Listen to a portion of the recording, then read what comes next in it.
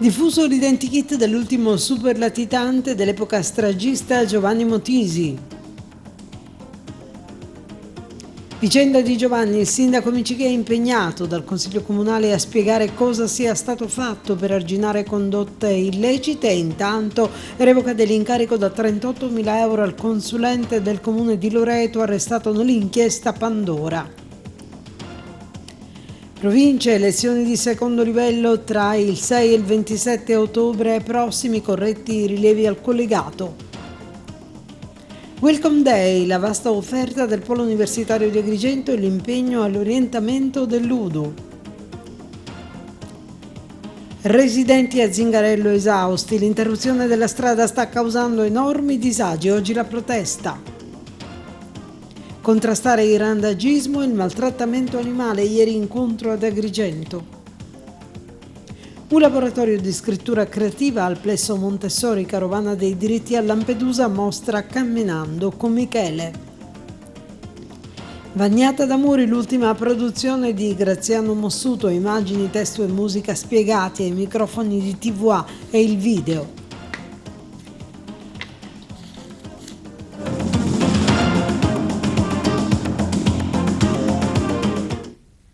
Un saluto dalla redazione. La Polizia di Stato ha diffuso il nuovo identikit di Giovanni Motisi, l'ultimo grande latitante protagonista della fase stragista di Cosa Nostra, le cui ricerche proseguono senza sosta. Sfruttando le professionalità e le avanzate tecnologie del servizio di polizia scientifica della Polizia di Stato, sono state rivisitate ed attualizzate alcune delle immagini del latitante risalenti agli anni 80 e alla fine degli anni 90 con la tecnica dell'age progression. Tecnica che consiste nell'invecchiamento fisionomico progressivo partendo dallo studio e dall'attualizzazione di alcuni specifici profili antropometrici che caratterizzano la famiglia di appartenenza del ricercato. Si tratta di un ulteriore tentativo di stringere il cerchio delle indagini per arrivare alla sua cattura. Nascosto dal 1998, Motisi è inserito nell'elenco dei latitanti di massima pericolosità del programma speciale di ricerca del Ministero dell'Interno. E adesso il Consiglio Comunale di Agrigento, perché c'è una stretta che lo stesso fa al sindaco Miccichè, al quale su proposta dei consiglieri della Democrazia Cristiana, Spataro, Zicari, Vitellaro e Bongiovi, è stato chiesto l'impegno a relazionare sulla vicenda che ha visto l'arresto di uno dei suoi più fidati collaboratori, il comandante della Polizia Municipale Gaetano Di Giovanni, che è anche suo capo di gabinetto. Al sindaco toccherà spiegare cosa abbia fatto l'amministrazione dallo stesso presieduta al fine di contenere e arginare eventuali condotte non conformi alla trasparenza e all'etica che devono contraddistinguere l'operato di ciascun burocrate. E sempre il comune di Agrigento, diciamo che non vive delle belle giornate, perché oggi corre ai ripari dopo l'arresto di un suo consulente, Paolo Di Loreto, nell'ambito dell'inchiesta Pandora, che ha anche determinato il provvedimento restrittivo per il sindaco di Tremestieri Etneo e di un'altra decina di persone. E il comune di Agrigento oggi gli revoca l'incarico da 38.000 euro che era stato allo stesso rinnovato. Il provvedimento, nel quale spiccano diversi omissis, è firmato dal dirigente del settore lavori pubblici Alberto Avenia e ha disposto l'annullamento dell'ultimo rinnovo risalente a febbraio del 2024. Preso atto, si legge nel provvedimento, che ricorrono i presupposti per la revoca.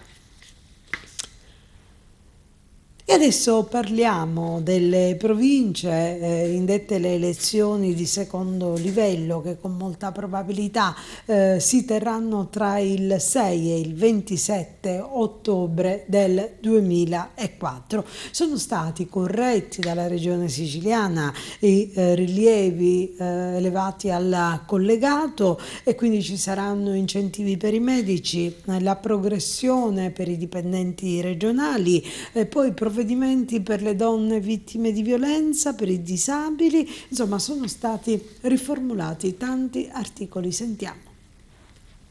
Province. Indette le elezioni di secondo livello tra il 6 e il 27 ottobre 2024. L'indizione delle elezioni di secondo livello dei presidenti dei liberi consorzi comunali e dei consigli metropolitani in una delle domeniche comprese tra il 6 e il 27 ottobre 2024. I commissari straordinari di nomina regionale quindi resteranno in carica soltanto fino alla costituzione dei nuovi organi. Per un gruppo di articoli impugnati innanzi alla Corte Costituzionale si propone direttamente l'abrogazione, mentre per altri, sulla base della leale collaborazione fra lo Stato e la Regione e nel rispetto degli impegni assunti dal governo regionale per superare le ipotesi di incostituzionalità, viene proposta la modifica. In particolare il Presidente della Regione, che firma il disegno di legge, ha proposto tra gli altri la riformulazione di articoli considerati caratterizzanti per il loro valore sociale.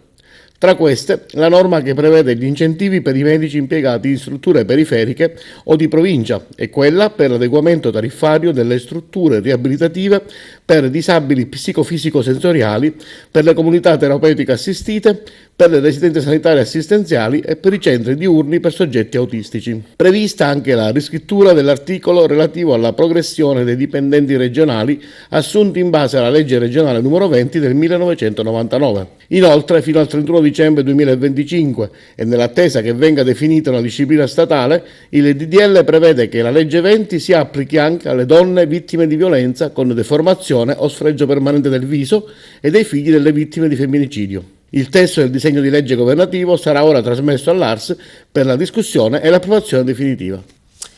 Secondo appuntamento con il Welcome Day presso il Polo Universitario di Agrigento, che presenta un'offerta vasta e anche adatta a tante esigenze. Sentiamo.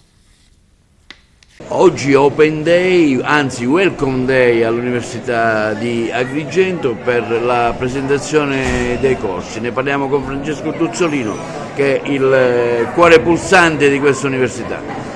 Grazie. Oggi svolgiamo qui la seconda edizione del Welcome Day, che si è resa necessaria proprio per il grande numero di studenti e di istituti scolastici della provincia che ci ha chiesto di incontrarci e conoscere la struttura universitaria e i contenuti dei corsi di studio che sono incardinati qua ad Agrigento. Quindi per noi è molto importante aprire le porte a tutte le scuole del comprensorio principale, perché è giusto che conoscano la nostra università che è in crescita.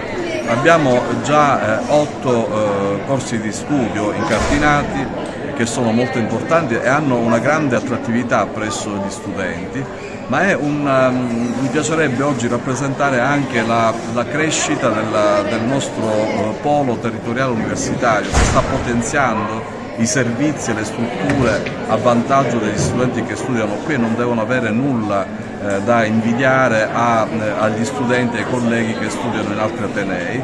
E quindi stiamo potenziando le sedi, la sede di Via Atenea continua a essere trasformata, e quindi pensiamo che i lavori si concludano tra qualche mese, e quindi anche questo è un fiore all'occhiello della nostra università, proprio dentro il cuore della città. Ma una cosa molto importante è l'attrattività che ha l'Università di Agrigento nei confronti del panorama universitario italiano. Dal giorno 29 aprile al 3 maggio saranno qui 14 università italiane, quindi con un centinaio tra docenti e dottorandi per discutere su temi di ricerca da incardinare proprio su Agrigento, che consentiranno lo sviluppo culturale, ulteriori idee e soprattutto il focus su Agrigento da parte di tanti atenei italiani per Agrigento capitale della cultura. Pensiamo proprio l'anno prossimo di portare alla luce tanti progetti di ricerca che le università italiane svolgeranno ad Agrigento a partire proprio dal giorno 29, e questa è una grande conquista, cioè Agrigento diventa il cuore pulsante non solo del territorio, certo, ma anche dell'università italiana. Quindi tutti siete invitati a seguire i lavori che si svolgeranno qui. Ci saranno 100 persone anche in giro per la città, studenti, docenti, per conoscere le meraviglie del nostro territorio. E questa è anche una bella conquista, perché è il secondo anno che il dottorato di ricerca che abbiamo incardinato ad Agrigento continua la sua attività. Quindi università sempre più forte che propone nuovi contenuti a vantaggio degli studenti del territorio. E un ruolo importante in questo contesto svolgono i volontari dell'UDU, Unione degli Universitari, che prestano attività di orientamento. Giulia Brucculeri. Giulia Bruccoleri presente qui all'Università di Agrigento con un banchetto informativo di un'associazione che si chiama UDU. Ecco, se ci spieghi cos'è l'UDU e perché, diciamo, i ragazzi dovrebbero venire qui e quali servizi offrite? Buongiorno a tutti, l'UDU Palermo è un'associazione a livello nazionale, un sindacato che tutela il diritto allo studio. Noi in quanto rappresentanti e referenti ci teniamo proprio a tutelare questo diritto allo studio attraverso una rappresentanza attiva, cioè il che significa esserci per i ragazzi.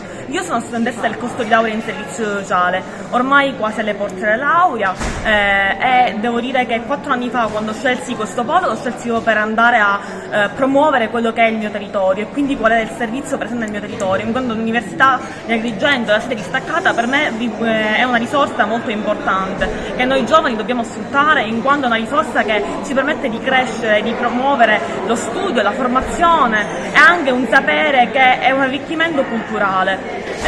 Noi in quanto rappresentanti ci teniamo a essere per i ragazzi proprio perché sappiamo quali sono le esigenze del polo e sappiamo anche come poterle portare agli organi di competenza al fine di farci ascoltare.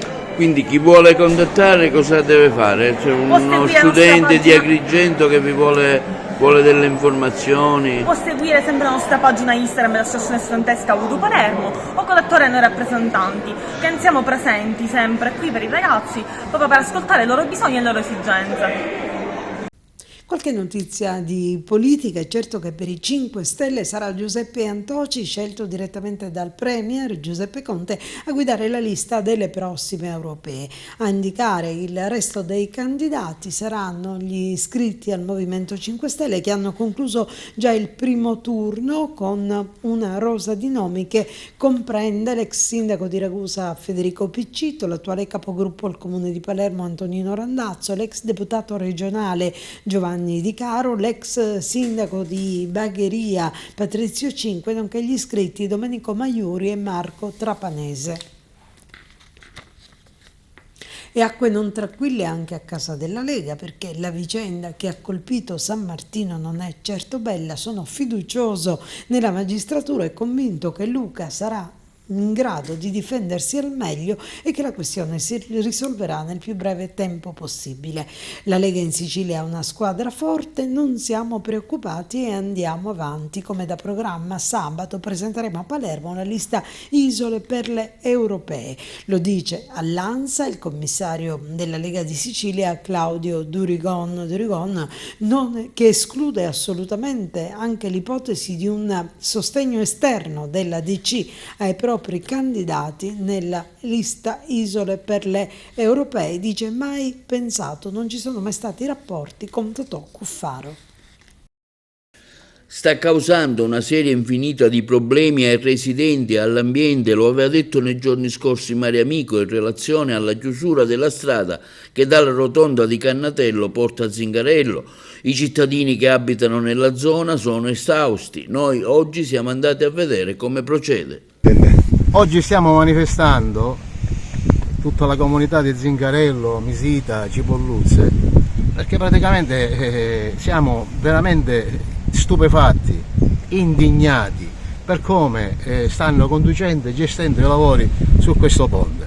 Praticamente ci hanno lasciati completamente soli, abbandonati e soprattutto isolati, non solo.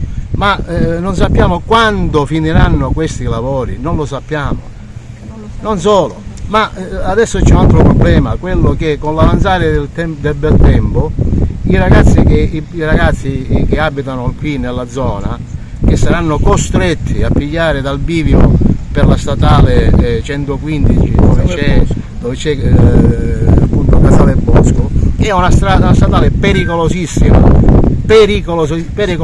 per cui siamo fortemente indignati per come stanno conducendo questi lavori questa direzione tecnica della provincia di Agrigento.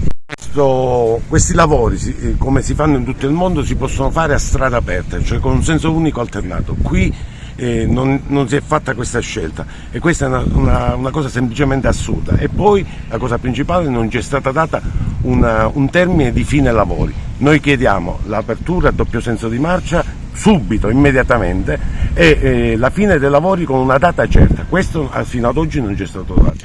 C'è stato un po' di lassismo nei lavori, abbiamo visto qualche giorno fa delle foto che ci avete inviato dove non c'era nessuno. Oggi, guarda caso, si è saputo di questa manifestazione e stiamo vedendo il cantiere pieno. Sì, questo capita molto spesso, avranno saputo che c'era questa manifestazione di protesta e sono venuti. Il problema è che ancora neanche la provincia sa quello che deve fare, fanno degli avanzamenti di lavori senza nessun termine di arrivo. Noi abbiamo bisogno di certezze, perché questa strada alternativa è pericolosa, allunga notevolmente la strada e è il momento di dire basta.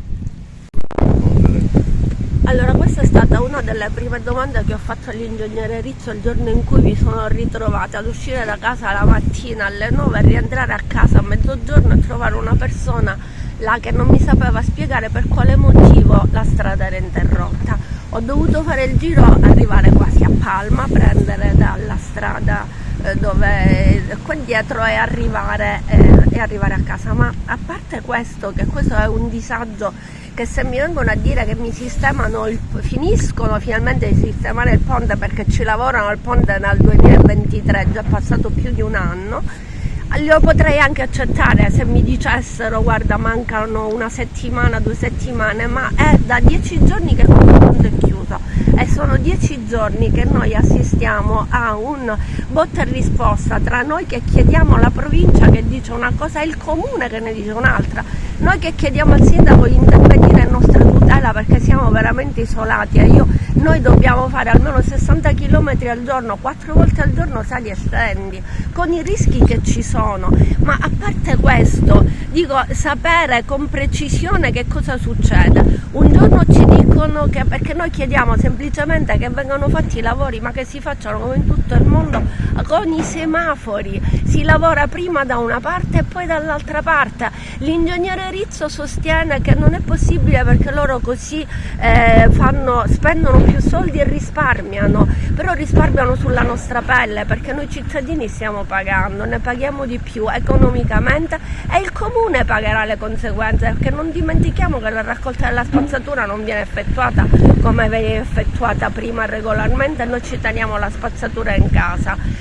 Abbiamo dei problemi effettivamente logistici, perché è impossibile vivere così isolati e non sapere per quanto tempo.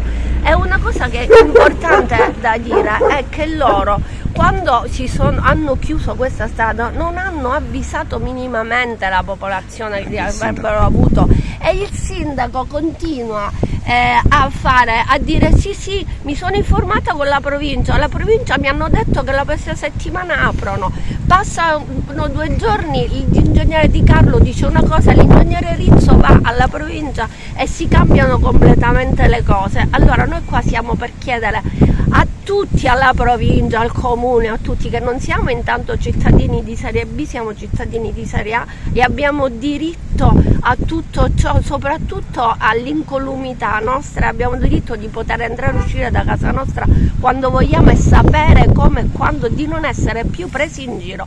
Io mi sento presa in giro dalla provincia, dal comune, dalla direzione dei lavori e da tutti. Ho detto anche al sindaco, se la provincia non è in grado di dare delle risposte, manda i tecnici comunali a verificare la possibilità di effettuare i lavori con un doppio senso. Ancora aspetto la risposta dal sindaco. Trasferire in città perché avendo un ragazzino di 16 anni che viaggia con la moto, purtroppo per andare a scuola non posso farlo rischiare di prendere una strada, voglio dire, altamente trafficata come la 115, quindi mi sono dovuto ritrasferire adattandomi, perché purtroppo non ho le stesse esigenze che avevo qua in una casa ben stabilita, e quindi mi sono dovuto trasferire.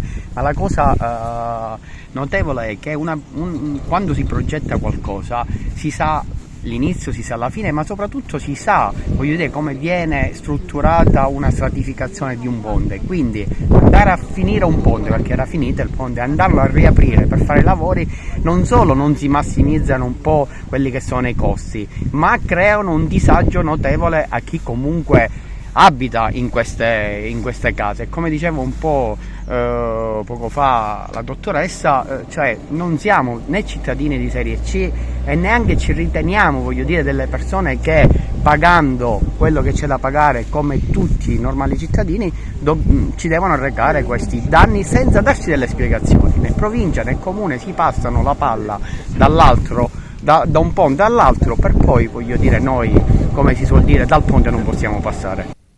Qualche notizia di cronaca: 2 mezzi si sono scontrati sulla statale 115, la sud-occidentale Sicula, all'altezza della curva di Poggio di Guardia e Licata nell'Agrigentino. 2 persone sono rimaste ferite. Il sinistro ha bloccato e rallentato la circolazione. Sul posto si sono recate le squadre ANAS e le forze dell'ordine che stanno accertando la dinamica dell'incidente e stanno anche gestendo il traffico per consentire il ripristino della regolare viabilità.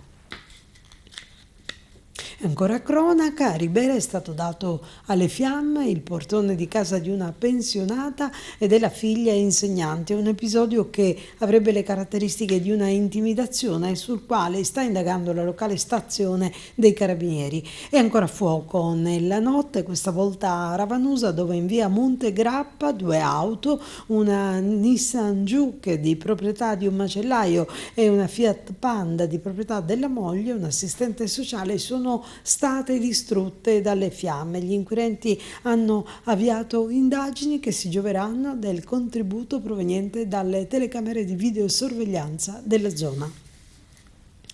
Contrasto al fenomeno del randagismo e del maltrattamento animale. Ieri c'è stato un incontro presso la Biblioteca La Rocca di Agrigento. Oggi si discute di randagismo, un fattore sicuramente importante nelle città. Ecco, qual è la situazione nella nostra città e un po' in provincia e cosa sta emergendo da questo interessante dibattito? Oggi abbiamo voluto, come Unione Avvocatura Siciliana, accendere una luce su questo fenomeno che è molto sentito da tutta la cittadinanza. Oggi abbiamo voluto portare qui ad Agrigento le massime autorità regionali che si occupano del problema del randagismo e che sono coloro che hanno preparato e fatto la legge, che è la legge 22, la legge 15 del 2022.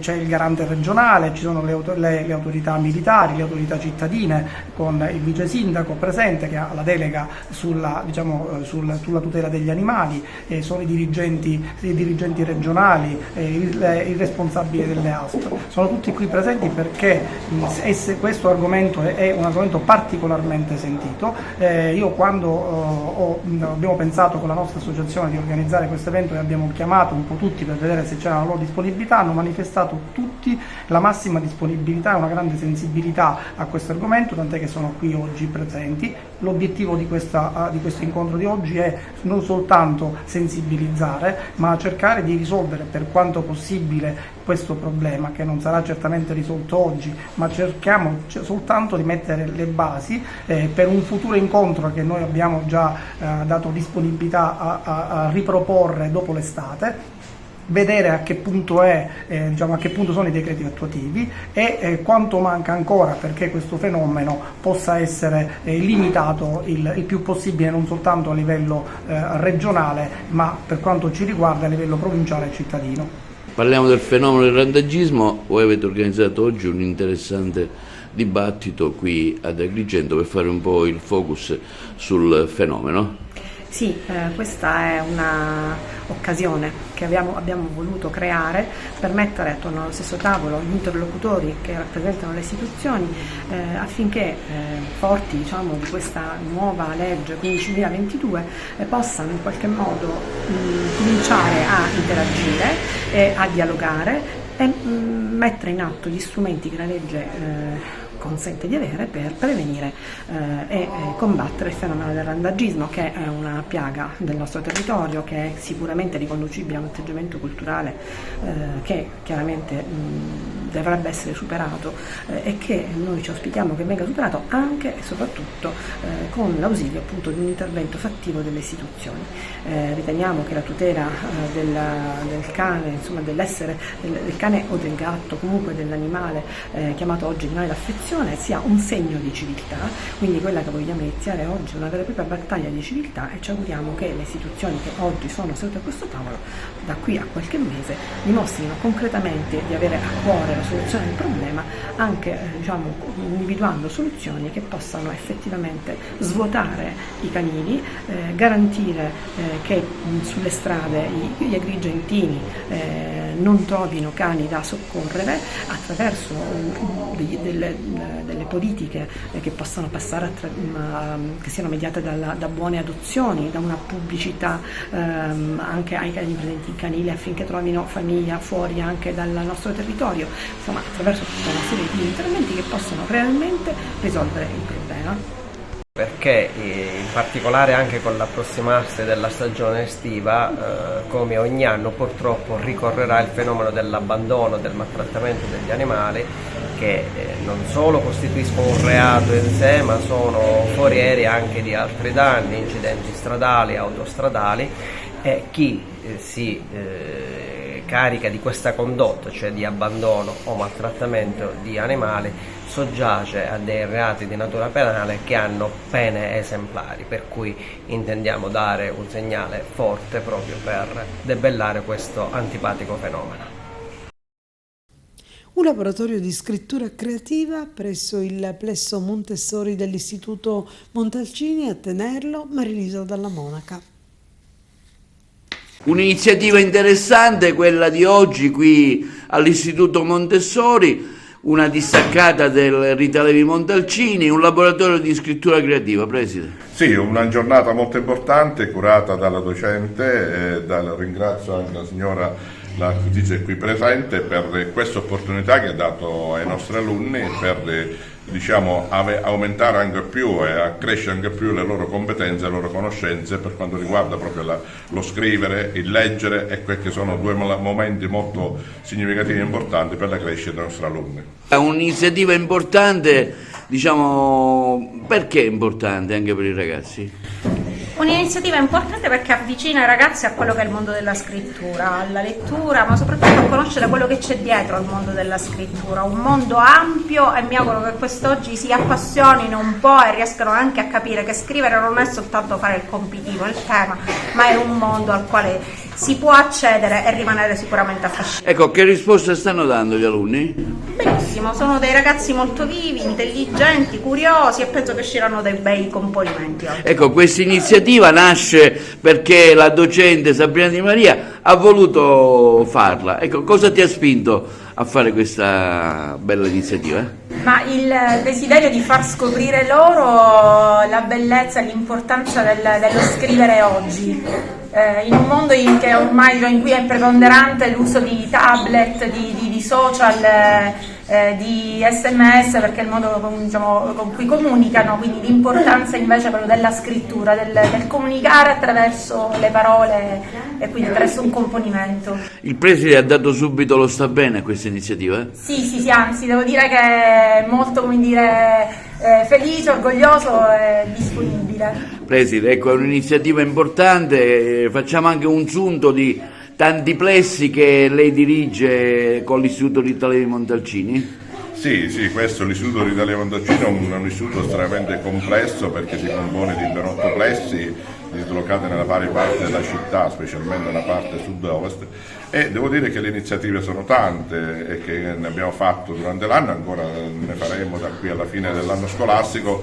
Per esempio una prossima iniziativa è il giorno 29 con la corsa contro la fame, proprio per dare a tutti la consapevolezza che purtroppo ci sono popoli che non hanno quello che noi quotidianamente possiamo consumare o avere, e quindi anche i ragazzi farli rendere consapevoli dell'importanza del rispetto degli altri. Ieri per esempio abbiamo fatto un'altra iniziativa bellissima con ragazzi del Montessori al Circo Nautico di qui a San Leone per quanto riguarda la conservazione del mare, dell'ambiente, quindi sono tutte iniziative che servono ad accrescere, a dare spunti di riflessione ma soprattutto senso di maturità alla vita dei nostri alunni. Spazio a qualche minuto di pubblicità, torniamo tra poco. La carovana dei diritti sbarcherà a Lampedusa nell'ambito dell'FLC CGIL Camp che si terrà presso la sede dell'area marina protetta Isole Pelagie il 24 e 25 prossimi. Speranza mediterranea, accoglienza, diritti e integrazione è il tema che verrà affrontato nella 2 giorni di formazione rivolta ai giovani dirigenti dell'organizzazione sindacale. Camminando con Michele, il titolo di una mostra che si tiene a San Biagio Platani e che celebra la bellezza degli archi di Pasqua. Sabato 20 aprile alle ore 18 presso la sala consiliare del comune di San Biagio Platani ci sarà il vernissage della mostra Camminando con Michele, gli archi di Pasqua. La mostra è dedicata al dottor Michele Spicola, anatomopatologo presso il presidio ospedaliero Vittorio Emanuele II di Castelvetrano, cittadino di San Biagio Platani, prematuramente scomparso. La mostra fotografica è stata realizzata da 2 autori dell'Unione Italiana Fotoamatori, Vincenzo Agata e Castrenza Ezio. Amici di Michele illustra gli archi di Pasqua del 2018 quando su invito di Michele si sono mossi sotto la sua guida a documentare le lavorazioni e le opere realizzate. Il titolo Camminando con Michele, gli archi di Pasqua sottolinea non soltanto la lunga amicizia e frequentazione con Michele ma anche il percorso fatto insieme alla scoperta e alle meraviglie della realizzazione dei manufatti in alcuni magazzini e la festa e lo stupore tributati dai visitatori nei giorni della Pasqua del 2018. La mostra, che ha il patrocinio del comune di San Biagio Platani e dell'Unione Italiana Fotoamatori, sarà visitabile fino al prossimo 5 maggio. E adesso il sequestro di cocaina e di munizioni di vario genere nel Messinese. I finanzieri del Comando Provinciale di Messina, nel corso di un servizio volto alla repressione del traffico di sostanze stupefacenti, hanno sequestrato mezzo chilo di cocaina e 200 munizioni di vario calibro, arrestando in flagranza di reato il corriere che ha effettuato il trasporto. In particolare le Fiamme Gialle Peloritane, nell'ambito della quotidiana azione di controllo economico del territorio, hanno sottoposto a controllo un soggetto di origine calabrese a bordo di un'autovettura, notato a girarsi con fare sospetto in quartiere periferico della città dello Stretto. Nel corso del controllo i militari si sono avvalsi del prezioso contributo del cane antidroga ID, che, appositamente addestrato in questo tipo di servizi, ha da subito rivolto la sua attenzione ad un passeggino per bambini riposto nel bagagliaio del veicolo. Dopo un attento esame della carrozzina, i finanzieri scoprivano che al suo interno erano stati occultati un panetto da mezzo chilo di sostanza stupefacenti del tipo cocaina e ben 200 munizionamenti destinati verosimilmente ad esponenti di spicco della locale criminalità organizzata. Sulla base delle risultanze investigative, che dovranno comunque trovare conferma in dibattimento e nei successivi gradi di giudizio, e fermo restando il generale principio di non colpevolezza sino a sentenza passata in giudizio, il soggetto controllato è stato tratto in arresto in flagranza di reato per le ipotesi di reato di traffico di sostanze stupefacenti e detenzione abusiva di munizioni e successivamente associato al carcere di Gazzi. La droga sequestrata, venduta al dettaglio, avrebbe fruttato alla alla criminalità e illeciti introiti per un ammontare stimato di oltre 200.000 euro. L'operazione svolta testimonia il costante presidio esercitato dalla Guardia di Finanza di Messina sul territorio a salvaguardia delle leggi ed al contrasto di un fenomeno di grave impatto sociale quale il traffico e lo spaccio di sostanze stupefacenti, che costituisce peraltro, come ormai documentato da numerose operazioni di polizia, una delle primarie fonti di finanziamento della locale criminalità organizzata. Si chiama Vagnata d'Amuri ed è l'ultima incisione dell'artista, musicista e cantautore, oltre che regista, Graziano Mossuto. È una suggestiva produzione che spicca certamente per la qualità del video, della musica, l'intensità delle parole. Noi abbiamo sentito l'autore e al termine della sua intervista vi proporremo il video in chiusura del TG e per questo vi lasciamo con questo bel contributo, vi salutiamo, vi ricordiamo che la nostra informazione potete seguirla sul 93 alle ore 15, alle ore 20 alle 9 del mattino, sul 268 in tutta Italia e ancora sul sito www.televideoagrigento.tv in tutto il mondo. Grazie, arrivederci.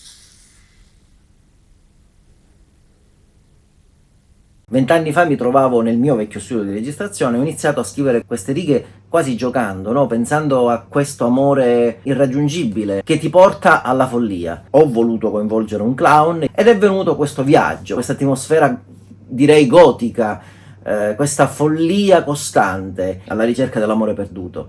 Il brano è vestito da un arrangiamento mediterraneo, infatti è ricco di tamborre, di chitarre, fisarmonica, che conferiscono al brano questa atmosfera particolare. Vagnata d'Amuri è un singolo, è uscito oggi ed è disponibile su tutte le piattaforme di musica digitale. Ringrazio tutti gli artisti che hanno fatto parte di questo progetto, non posso elencarli tutti, però li ringrazio veramente di cuore. Ringrazio TVA per avermi dato la possibilità di poter raccontare questa storia.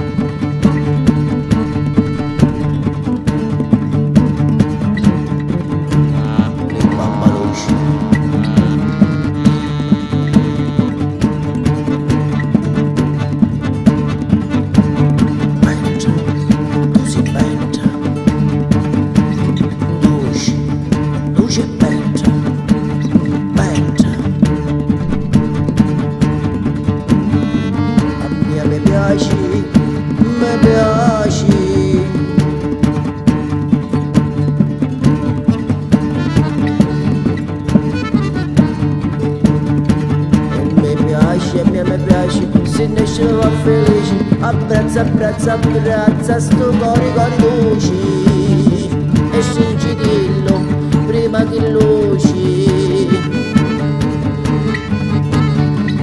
Luscio luna che a me piace, luscio luna che a me piace, e quando scura se non hai pace tenimi scritto un dalo da cuore e dimmi solo che mi va bene. Luscio di luna a me piace e quando scura se non hai pace tenimi scritto un dalo da cuore e dimmi solo che mi va bene. A me piace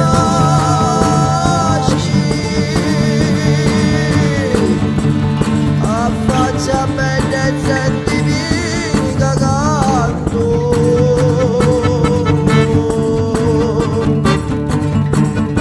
Mi piace, a me piace e se non esci mi fa felice.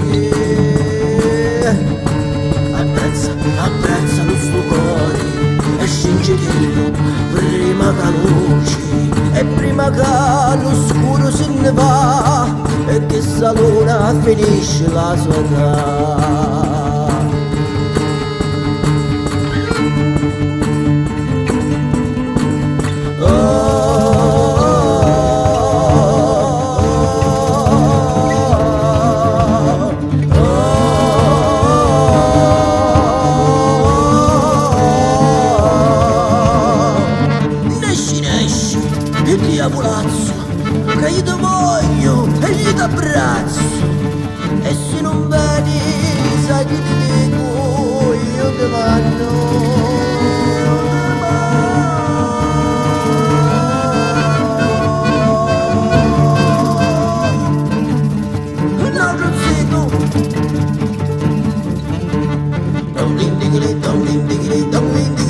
digli, dong ding digli, dong ding digli, dong ding